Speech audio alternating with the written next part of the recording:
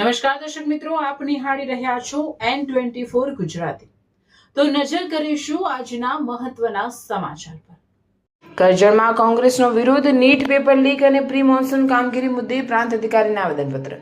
વડોદરા જિલ્લાના કરજણ શહેર કોંગ્રેસ સમિતિ અને કરજણ તાલુકા કોંગ્રેસ સમિતિ દ્વારા કરજણ પ્રાંત અધિકારીને નીટ પેપર લીક તેમજ પ્રી મોન્સૂન કામગીરી મુદ્દે આવેદનપત્ર પાઠવી રજૂઆત કરવામાં આવી હતી। કોંગ્રેસના હોદ્દેદારો અને કાર્યકરોએ ઢોલ ત્રાસા સાથે ભારે સૂત્રોચ્ચાર સાથે કરજણ જનસેવા કેન્દ્ર ખાતે વિરોધ નોંધાવ્યો હતો। કાર્યકરોએ સરકાર વિરુદ્ધ નારા લગાવી વિદ્યાર્થીઓને ન્યાય અપાવવા અને ચોમાસા પૂર્વે તાત્કાલિક કામગીરી હાથ ધરવાની માંગ ઉઠાવી હતી। આવેદનપત્રમાં પ્રી મોન્સૂન કામગીરી અંતર્ગત ગટર અને નાળાની સંપૂર્ણ સફાઈ, રસ્તાઓના ખાડા અને તૂટેલા માર્ગોનું સમારકામ, નીચાણવાળા વિસ્તારોમાં સર્વે કરીને આગોતરી વ્યવસ્થા, જોખમી ઝાડોની ડાળીઓની કાપણી, વીજ તાર અને સ્ટ્રીટ લાઇટનું ચેકિંગ, ડેમ, તળાવ અને નદીના પાણીની સપાટી પર નજર રાખવા, ફોગિંગ અને દવા છંટકાવ દ્વારા રોગચાળો અટકાવવા, 24/7 હેલ્પલાઇન અને કંટ્રોલ રૂમ શરૂ કરવા, પીવાના પાણીની ગુણવત્તા ચકાસણી તેમજ ખેડૂતોને માર્ગદર્શન અને સહાય પૂરી પાડવાની માંગ કરવામાં આવી હતી। સાથે જ નીટ પરીક્ષાનું પેપર લીક થવા મામલે કોંગ્રેસે જણાવ્યું હતું કે લાખો વિદ્યાર્થીઓએ મહેનતપૂર્વક પરીક્ષા આપી હોવા છતાં પેપર લીક થવાને કારણે તેમના ભવિષ્ય પર પ્રશ્નચિહ્ન ઊભું થયું છે। આ મામલે ઉચ્ચ સ્તરની નિષ્પક્ષ તપાસ કરી જવાબદાર લોકો સામે કડક કાયદેસરની કાર્યવાહી કરવાની માંગ ઉઠાવવામાં આવી હતી। કોંગ્રેસ દ્વારા જરૂર જણાય તો પરીક્ષા ફરી યોજી વિદ્યાર્થીઓને ન્યાય મળે તેવી પણ માંગ કરવામાં આવી હતી।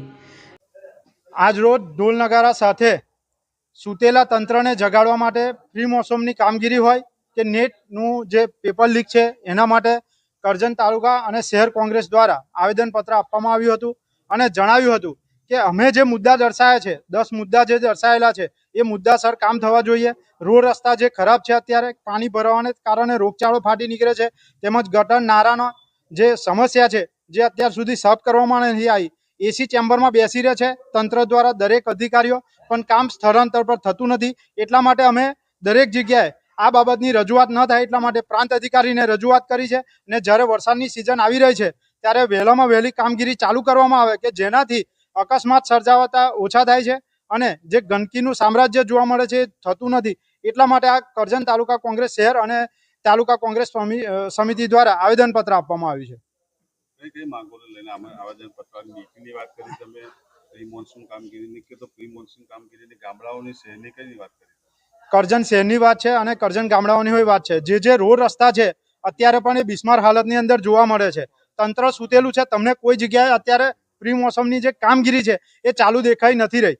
જેવી ગટર નાળા હોય, જે આરોગ્યને લગતા હોય, વીજ થાંભલા હોય, એવા ઘણા બધા મુદ્દાઓ છે જે અમે આવેદનપત્રની અંદર રજૂ કરેલા છે। એ કામગીરી થાય તો પ્રજાને રાહત મળે એવી છે। બીજી વસ્તુ કે જનતા જો પેટ ભરીને ટેક્સ સરકાર ઉઘરાવતી હોય તો ઉપકાર નથી કરવાનો, એમને કામ કરવાનું છે। સરકારની ફરજ છે અને એ ફરજ નિભાવવાની છે એમને। હમણાં તાજેતરમાં વિદ્યાર્થીઓને જેને મેડિકલમાં અને બીજી કોઈક લાઈનોમાં જેને અભ્યાસ કરવો છે એ અભ્યાસ અર્થે ગવર્મેન્ટ દ્વારા નીટની એક્ઝામ લેવામાં આવે છે, પરંતુ આ વખતે હમણાં જ લગભગ 3 દિવસ પહેલાં નીટનું પેપર જે લીક થયું એનીમાં ટોટલ 22 થી 25 લાખ વિદ્યાર્થીઓને આની અસર થઈ છે, જેના કારણે વિદ્યાર્થીઓનું ભાવિ અત્યારે ડામાડોળ છે। વિદ્યાર્થીઓએ જે 3 વર્ષથી મહેનત કરેલી હોય અને આવી રીતે પેપર લીક થાય એટલે ફરી નવેસરથી એ લોકોએ મહેનત કરવાની, અત્યારે બધા વિદ્યાર્થીઓ બિલકુલ ડિપ્રેશનમાં છે। બીજું કે કરજણની અંદર હાલમાં જે અમે એક આવેદનપત્ર આપેલું છે એમાં મુદ્દો છે પ્રી મોન્સૂન કામગીરીનો। પ્રી મોન્સૂન કામગીરીમાં અત્યાર સુધીમાં નગરપાલિકાની જે સ્ટ્રોમ વોટરની લાઈનો છે એ લાઈનોની સફાઈ થઈ નથી। બીજી વસ્તુ કે જે રસ્તા પૈકીના ઝાડો છે એની એ લોકોએ ટ્રીમિંગ કરવા જોઈએ, પરંતુ ટ્રીમિંગ થતા નથી। બીજો મુદ્દો એવો છે કે તળાવ, જૂના બજાર જે સ્વામી વિવેકાનંદ તળાવ બનાવવામાં આવેલું છે એમાં તમે આવીને જોઈ શકો છો પુષ્કળ પ્રમાણમાં લીલ છે, જેના કારણે ભયંકર દુર્ગંધ રાત્રે ફેલાય છે, મચ્છરોનો બહુ મોટો ઉપદ્રવ છે। અને એક વખત આવું જ એપેડેમિક જૂના બજાર ખાતે થયેલું, એવું એપેડેમિક ફરી કરજણમાં થાય એવી એક શક્યતાઓ દેખાય છે। આજે અમારો એક પહેલો મુદ્દો તો નીટનો, બીજો મુદ્દો હતો અમારો ભ્રષ્ટાચાર અને ખેડૂતો બાબતે એક મુદ્દો હતો, મોંઘવારી, બેરોજગારી એક મુદ્દો હતો અમારો।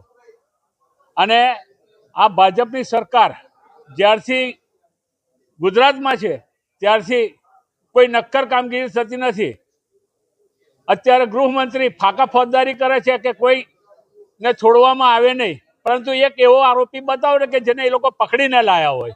આ નીટમાં જે પેપર ફૂટ્યા એની જે લોકોના નામો નીકળ્યા છે બધા ભાજપના જ છે.